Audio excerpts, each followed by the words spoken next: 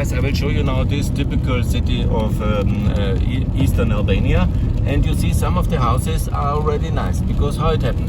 Then the families move, that's the leftover of communism.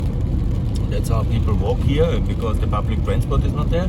And then you see some houses are already developed, and they obviously, these are families from America, not Americans, but they are Albanians who have moved to America or to Switzerland or to Austria, and then they build their houses nicely. The rest of the houses, when you have to live here, and then obviously it's in this kind of condition.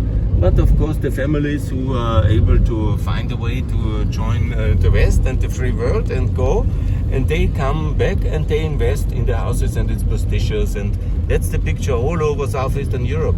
So only immigration gives the possibilities. Here, Brenas, that's the village here in the first one after the Macedonian border. Then you see that the condition of livelihood and of prosperity is still today at this level. And it's our responsibility, because we have not integrated Albania fast enough. We could have done it like in Romania, and it would be much better. But no.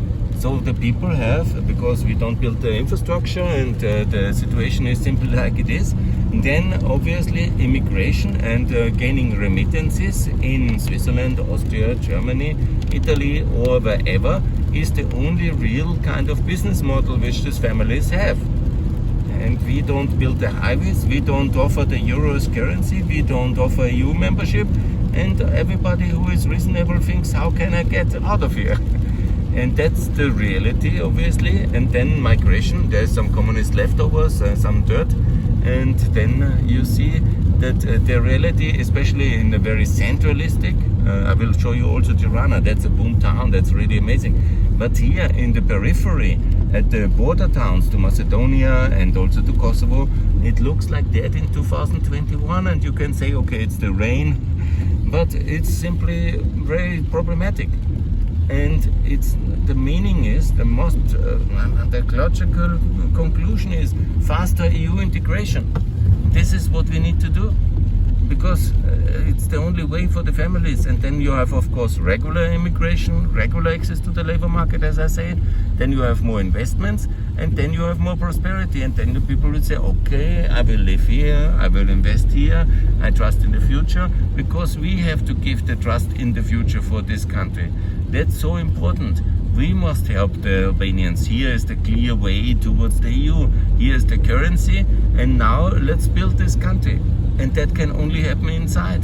The longer we wait, the less hope there is. Simply the more people go, and then of course the whole concept of economic development when everybody is left is also very difficult.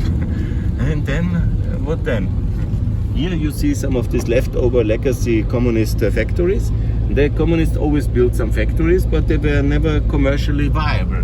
And then you have this kind of industrial ruins, which still 30 years after the end of communism, they are just an environmental liability, and they block land, and they are a disaster. This you have in every single Albanian town, and it's more or less the same also in old ex-Yugoslavian towns, because the concept economically was the same, just Albania was doing it even worse than the rest. And often this was labor camps as well. It was with forced labor and with political prisoners. Yes, and especially in the mines, that is of course a disaster.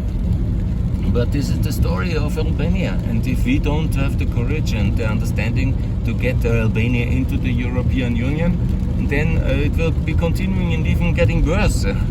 The idea that some have that conditionality, we force the countries for very good standards and we wait many years until they will be perfect, and then one day they will be perfect and they can join in 100 years. That's totally ridiculous. What we need is fast accession. We need fast integration. We need Albania in the European Union, Macedonia in the European Union, and let's never forget, it's a NATO ally. These are our allies, our friends. So let's get going. But NATO leadership alone does not secure prosperity. We also need the reforms that happen with the EU membership. And just preparing is not good enough. Inside we must do and invest in the country. And then to declare cohesion and convergence criteria, and we fix all these communist legacies, because it's also not the guilt of the Albanians that the communists has done such a disaster to this country. It's not their fault. It's If you blame it on Stalin or whatever, Tito or the World War II or on the Germans or whatever you want to blame it, but it's the reality. And we have to overcome this tragic legacy inside the European Union. Here, by the way, is a railway system, I was not lying, and this was a communist legacy, also maybe already from the before, but still today the railway is not connected to Macedonia because we are talking 20 years about it, but we are unable to do anything here. And this is the most important east-west infrastructure line. The railway is rusting away. This is the highway is like this. This is the reality. This is the reality of what we're doing, and this is the people who live in that reality, and they say, when can I go? And we are now 2021, we are not anymore in 2001. When I was here first time, it was of course totally different. Things have changed, and they must change. We must improve, and that must happen.